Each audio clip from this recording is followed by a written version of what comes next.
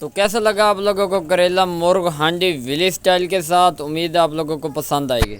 बिस्मिल्लाहिर्रहमानिर्रहीम, अस्सलाम वालेकुम। उम्मीद करता हूं तमाम दोस्त करे होंगे। मैं हूं आपका अपना मेज़बान मोहम्मद बिलाल सफदर। अल्लाह के फजल करम और शुक्र के साथ उम्मीद करता तो सारी ठीक है। आज मैं अपने गाँव के बहुत ही मज़ेदार करेला मुर्ग हांडी तैयार करेंगे विलेज स्टाइल के साथ। उम्मीद है आप लोगों को ये रेसिपी पसंद आएगी। तो बिना टाइम वेस्ट किए हम लोग चलते हैं वीडियो की तरफ। हर वीडियो की तरह रिक्वेस्ट करते हैं वीडियो को आखिर तक जरूर देखना, मुहब्बत का शुक्रिया। जिवें कि तुहानू पता मुर्ग करेला हांडी दे विच सब तो इंपॉर्टेंट होंदे है करेले। करेलिਆਂ ਦੇ ਵਿੱਚ कड़वाहट होंदी है, उस तो बाद सही रीत रोस्ट नहीं होंदे। अज असी वो मसला भी तुहाडा क्लीयर करांगे क्योंकि ईद अज़ा आने वाली है। तो उहदे विच सब तो ज़्यादा करेले यही चीज़ां लोग तैयार करते हैं तो गोश्त इस्तेमाल करते हैं ना।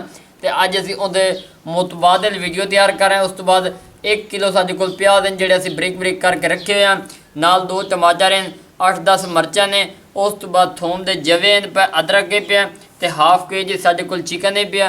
बोनलेस चिकन जिहड़ा अच्छी तरह असी वो वॉश किया, वॉश करके तो नमक वगैरह ला के रखे हुए पिया। तो हुण अगला प्रोसेस जिहड़ा वो असी शुरू करते पे तो चलने किचन दे जी। बल्ले माशाल्लाह जी, दियो ने जवाब देना शुरू कर दिता, आवाज़ आवन लग गई ने। हुण असी इहदे विच करेले पाउंदे पे हैं। करेलिਆਂ तो चेक कर लो बई बी विचों असीं सिर्फ साफ किया, वॉश किया, उस तो इलावा कोई काम नहीं, कोई नमक नहीं लगा होया, ओरिजिनल चीज़ तो नज़र आ रही है।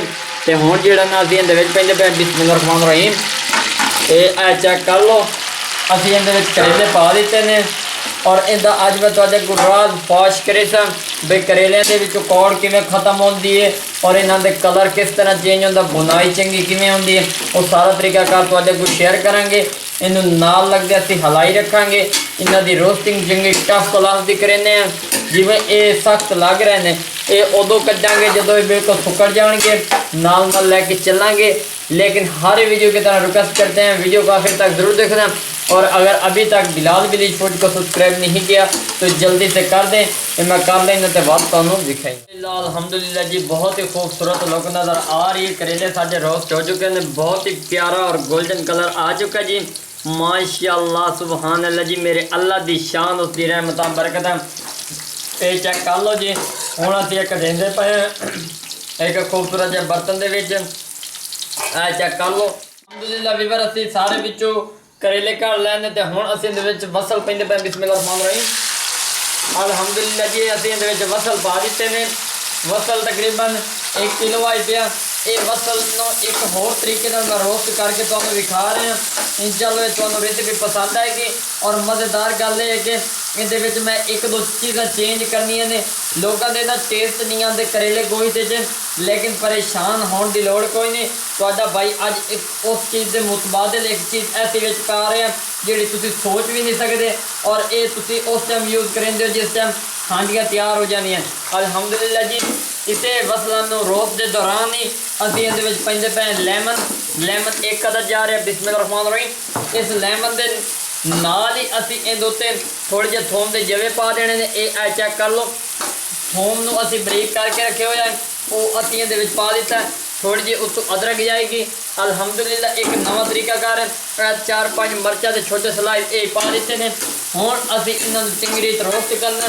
बाद तुहानूं विखावांगे उन्नी देर लेमन अपना रस इहदे छोड़ देगा और थोम और अदरक जी है वो इहदे स्मैल वगैरह का टेस्ट जोड़ा वो मुकम्मल कंप्लीट कर दे। माशाअल्लाह जी माशाअल्लाह, कितनी प्यारी खुशबू आ रही है। मैं तुहानूं किवें दसां, ये देख लो जी, नींबू भी बहुत ही प्यारी खटास पैदा कर दी है और प्यारी जी खुशबू आ रही है। प्याज ब्राउन होने लग गए। हुण विच चिकन जा रहा है बिस्मिल्लाहिर्रहमानिर्रहीम। अल्हम्दुलिल्लाह जी, ये चिकन असीं इहदे पा दिता है। हुण असीं इस चिकन अच्छी तरह इहदे रोस्ट करना है ताकि अच्छी तरह रोस्टिंग हो जाए। उस तो बाद तुहानूं असीं इहदी लुक विखावांगे जी। बल्ले माशाअल्लाह जी माशाअल्लाह, गोश्त वाले करेले आ चुके हैं हांडी टाइप। देख लो विलेज स्टाइल नाल। और मज़ेदार गल है कि इनकी रोस्टिंग चेक कर लो कितनी खूबसूरत नज़र आ रही है। और ए देख लो जी, माशाअल्लाह सुभान अल्लाह जी। हुण असीं इहदे विच अगला प्रोसेस शुरू करते हैं। पहले नंबर ते असीं इहदे विच पाउणा टमाटर बिस्मिल्लाहिर्रहमानिर्रहीम। अल्हम्दुलिल्लाह जी, एक टमाटर असीं इहदे उत्ते पा दित्ता। उस तो बाद मिर्चा की कटिंग की, थोड़ी अदरक, थोड़े जे थोम ये उत्ते पा दित्ता बिस्मिल्लाहिर्रहमानिर्रहीम। अल्हम्दुलिल्लाह जी, इहदे नाल खूबसूरती आएगी, एक प्यारा जिहा टेस्ट आ जाएगा।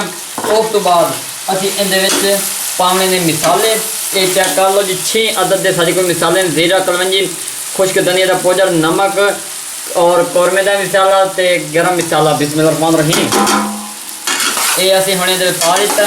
हुण असी इहदी चंगी रीत भुनाई लैने ते नाल नाल तुहानूं लैके चलांगे। माशाल्लाह जी गोश्त साडा रोस्ट हो चुका है, प्याज रोस्ट हो चुका है, बहुत ही प्यारी भुनाई, बहुत ही प्यारी खुशबू आ रही है। अल्हम्दुलिल्लाह अल्हम्दुलिल्लाह जी ऐ चेक कर लो माशाल्लाह जी मेरे अल्लाह दी शान ओदी रहमत बरकत। हुण विच दही जा रहा है बिस्मिल्लाहिर्रहमानिर्रहीम अल्हम्दुलिल्लाह जी दही असीं इहदे पा दिता है। दही इंज समझो कि करेले गोश्त तैयार हो रहे हैं तो दही का विच जोड़ तवज्जो देने बड़े ख्यालात चलणगे लेकिन परेशान ना हो। ये मैं दही तां विच पहले पा दी, अक्सर लोग करेले तो बाद पैंदे ने लेकिन दही मैं पहले पाइए ताकि जी ना भुजिया अच्छी तरह बन जाए, प्याज विच अच्छी तरह खुर जावन। अल्हम्दुलिल्लाह जी वो खुर गए ने, बहुत ही खूबसूरत लुक नजर आ रही है। हुण इस तो बाद मैं तो करेले पैंदे पे बिस्मिल्लाहिर्रहमानिर्रहीम अल्हम्दुलिल्लाह जी ये मैं विच करेले पा दिते ने। हुण असीं इन्हां अच्छी तरह मिक्सिंग करेंगे माशाल्लाह जी ऐ वेख लो बहुत ही खूबसूरत लुक नज़र आ रही है। अच्छी तरह असीं इहदी भुनाई देने तो वध तुहानूं विखाइने पानी विच बिल्कुल नहीं यूज़ करना, एक नवा तरीका है। और यकीन मनो ईद उल अज़हा दे उत्ते तुसीं बीफ मटन कोई भी गोश्त यूज़ करके तैयार कर सकते हो।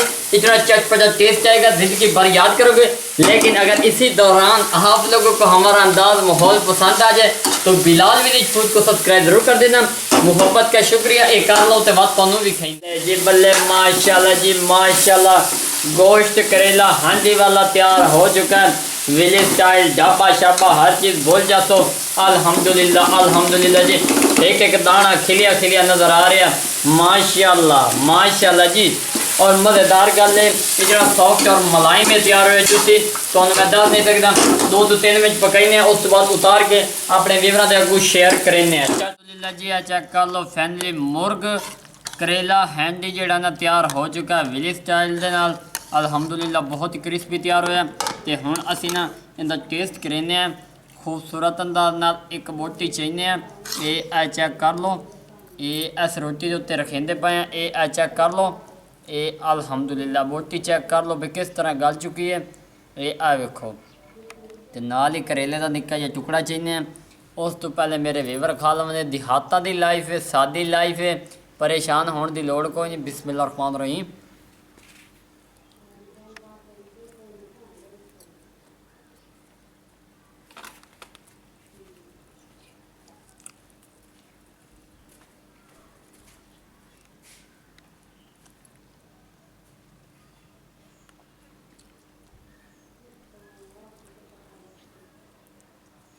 अल्हम्दुलिल्लाह अल्हम्दुलिल्लाह जी अल्लाह के फजल करम और शुक्र के नाल बहुत ही मशहूर और टेस्टी नुमा तैयार होए ने करेला गोश्त हांडी चाहे विलेज स्टाइल के नाल।